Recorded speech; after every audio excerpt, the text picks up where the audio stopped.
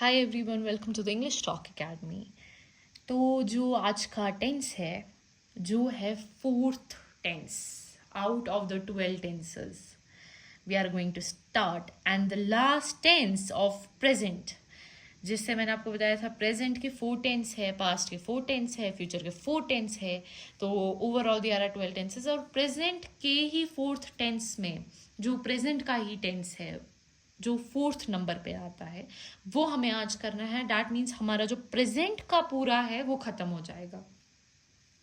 और जो हमारा फोर्थ टेंस है प्रेजेंट में जो आता है that's namely called the present perfect continuous. Present perfect continuous कौन सा टेंस है? तो प्रेजेंट परफेक्ट कॉन्टिन्यूअस हम एक ऐसा टेंस है जब हम कोई एक्शन जो पास्ट में स्टार्ट हुई हो लेकिन एट द प्रेजेंट वो अभी भी चल रही है, वो अभी भी चल रही है प्रेजेंट के टाइम पे, लेकिन वो पास्ट में स्टार्ट हुई है बट अभी भी वो चल रही है। उसको हम बोलते हैं present perfect continuous. It expresses an action which has taken from the past and still going on the present. तो इसमें जो हमें होता है duration of time should be mentioned, मतलब कि आपको बताना है कि कब से चल रही है।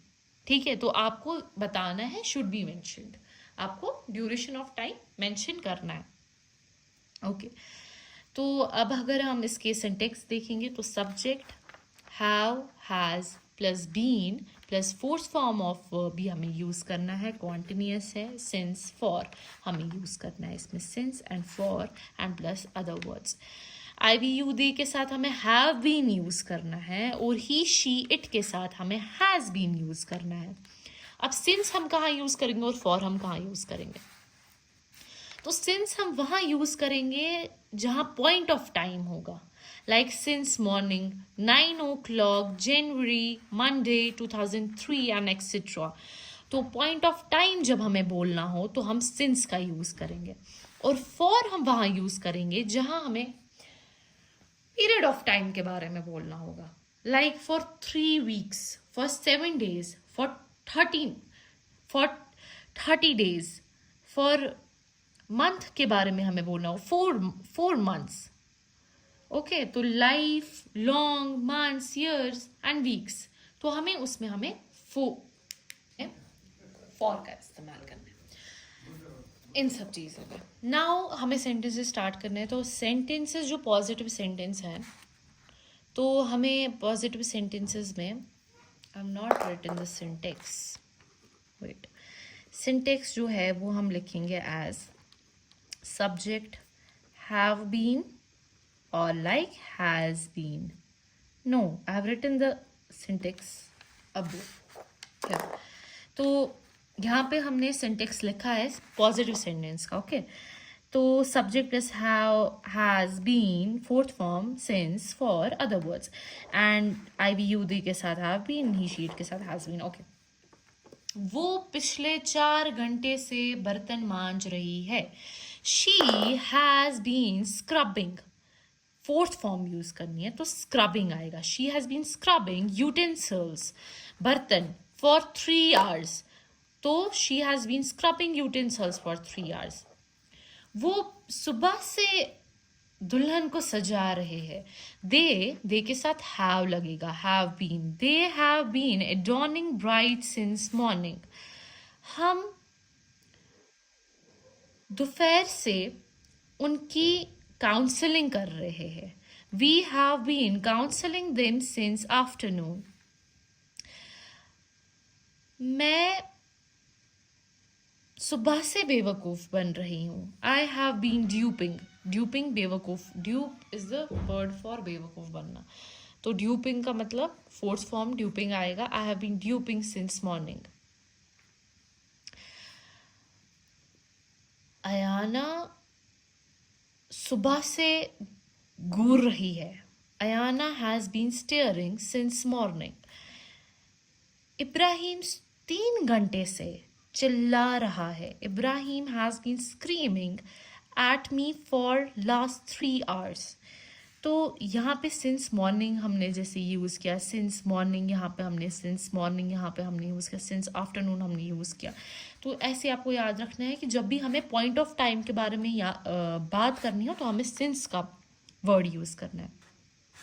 और जब हमें किसी आर के बारे में किसी कुछ बताना हो, फॉर एग्जाम्पल लाइक डेज के बारे में बताना हो, फॉर मंथ के बारे में बताना हो, ईयर के बारे में बताना हो, तो हमें फॉर का इस्तेमाल करना होता है। Now the negative sentences, negative sentences is like same, but इसमें जो आपका यूज़ होगा वो यहाँ पर नॉट यूज़ होगा, और नॉट के बाद ही, तो जो नेगेटिव नॉट है, नॉट के बाद हमें बीन लगाना है, then fourth form and then since and for and other words. तो वो शाम से खाना नहीं खा रही है, she has not been eating food since evening. वो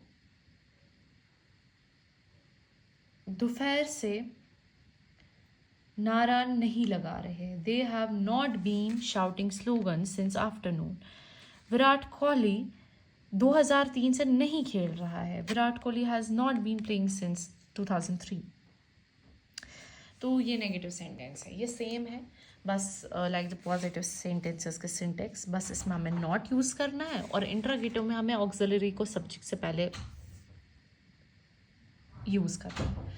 okay, in interrogative sentences, have, has, subject, been, plus fourth form, plus since, plus for, plus other words.